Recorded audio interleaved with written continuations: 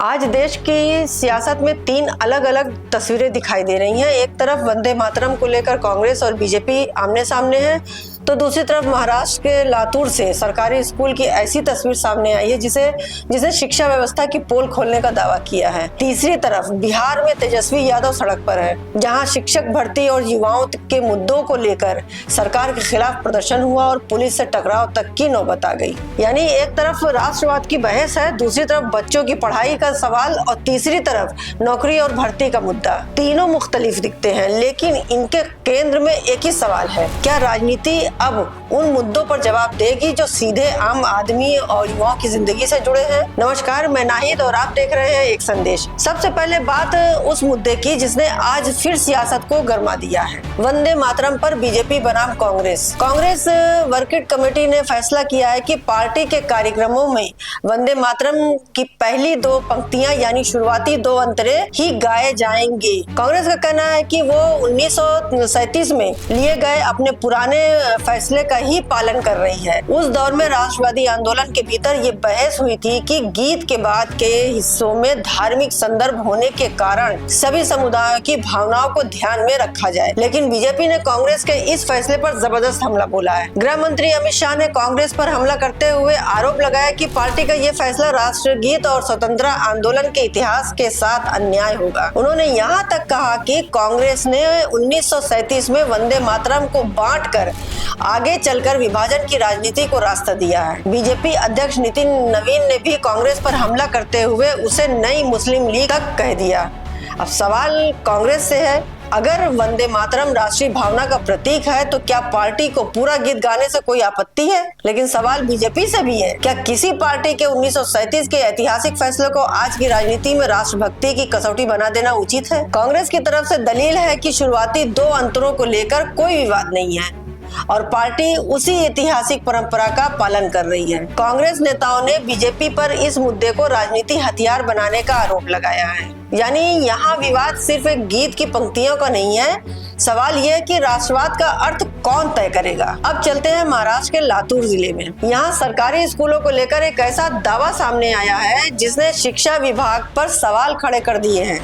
CJP के संस्थापक अभिजीत दीपके ने स्कूल ठीक करो अभियान के दौरान लातूर के ओसा इलाके में एक जिला प्राथमिक स्कूल का निरीक्षण किया और दीपके का आरोप है कि निरीक्षण के दौरान स्कूल में ऐसे बच्चे मौजूद थे जो स्कूल के नियमित छात्र नहीं थे। कुछ बच्चों से बातचीत के आधार पर उन्होंने दावा किया कि उनके बैग दूसरे स्कूलों में थे और वे वहाँ पढ़ते हैं। यानी आरोप ये लगाया कि निरीक्षण के समय स्कूल की तस्वीर बेहतर दिखाने के लिए दूसरे छात्रों को वहां बैठाया गया। इतना ही नहीं, उन्होंने नए स्टील प्लेटों, अचानक हुई सफाई, पानी और शौचालय जैसी सुविधाओं को लेकर भी सवाल उठाए। स्कूल परिसर में शराब की खाली बोतलें मिलने का भी दावा किया गया है। लेकिन यहाँ भी एक बात साफ है, ये फिलहाल दीपके और उनके अभियान की ओर से लगाए गए आरोप है। अब प्रशासन की जिम्मेदारी है कि जाँच करे और बताए कि सच क्या है।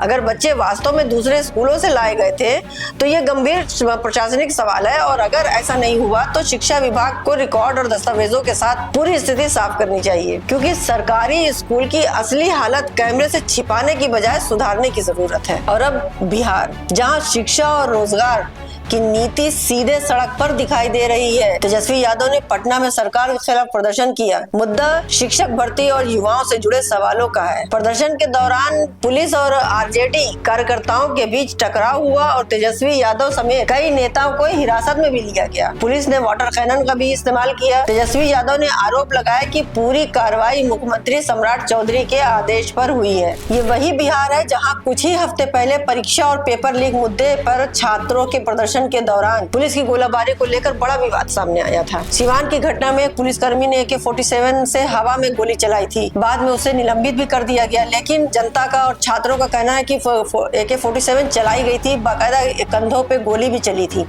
और एक नहीं 3 गोलियां चली थी। इधर जंतर मंतर में भी पुलिस वो चल रहा था आंदोलन, इधर बिहार में भी चल रहा था। AK-47 चली या नहीं चली, यह मुकदमा हाईकोर्ट तक गया है। अब उस पर क्या फैसला है ये तो अभी हम नहीं पता है, लेकिन हर जगह, चाहे वो दिल्ली का जंतर मंतर हो, चाहे बिहार हो, चाहे छत्तीसगढ़ हो, हर जगह शिक्षा को लेके और शिक्षक भर्ती को लेके सारी चीजें बार बार लोग आंदोलन कर रहे हैं। और अब यानी बिहार में सवाल केवल एक भर्ती का नहीं है, सवाल है कि युवाओं को नौकरी कब मिलेगी, परीक्षा प्रक्रिया कब भरोसा कैसे बनेगा। और इधर लखनऊ में भी यहाँ के बच्चे भी सड़क पर आ गए थे, अभी 2-3 दिन पहले की बात है कि मतलब बारिश हो रही थी और बच्चे सड़क पर बैठे हुए थे कि हमको अच्छी शिक्षा चाहिए, क्योंकि एग्जाम आने वाला है, जब पढ़ेंगे नहीं तो एग्जाम देंगे कहाँ, क्योंकि शिक्षक ही नहीं है। केमिस्ट्री के टीचर, इंग्लिश का टीचर केमिस्ट्री पढ़ा रहा है क्योंकि केमिस्ट्री का टीचर ही नहीं है। तो युवाओं को नौकरी कब मिलेगी, परीक्षा प्रक्रिया पर भरोसा कैसे बनेगा, भर्ती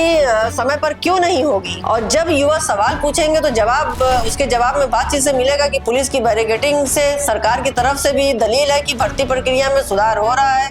और अगर नए शिक्षक भर्ती चरणों को लेकर फैसले किए गए हैं, बीपीएससी टीआरई 4 के तहत 32,000 से ज्यादा पदों पर भर्ती की घोषणा की गई है, तो फिर टकराव क्यों और किस बात का, यही सब बड़ा राजनीतिक सवाल है। और अब इन तीनों खबरों को एक साथ रखकर देखिए, दिल्ली में वंदे मातरम पर राजनीति, लातूर में स्कूल की हालत पर सवाल, पटना में नौकरी भर्ती को लेकर प्रदर्शन, मुद्दे सब अलग अलग हैं, लेकिन जनता का सवाल एक है, क्या सत्ता और विपक्ष इन मुद्दों का समाधान की राजनीति करेंगे या हर सवाल को अगले चुनाव की राजनीति में बदल देंगे। हो रहा है, कर रहे हैं, इससे जो है सरकारों की जिम्मेदारी खत्म नहीं हो जाती है। बदलाव सड़कों पर दिखना चाहिए, बदलाव स्कूल में दिखना चाहिए। वंदे मातरम देश की भावना से जुड़ा है, स्कूल देश के भविष्य से जुड़े हैं और नौकरी देश के युवाओं के भविष्य से जुड़ी है। इसलिए जरूरी है कि राष्ट्रवाद की बहस हो तो तथ्यों के साथ हो, स्कूल पर सवाल हो तो जांच के साथ हो, और युवाओं का आंदोलन हो तो बातचीत के साथ हो। क्योंकि देश सिर्फ संसद में नहीं चलता है, देश उस क्लासरूम में भी चलता है जहां बच्चा बैठकर पढ़ता है, क्योंकि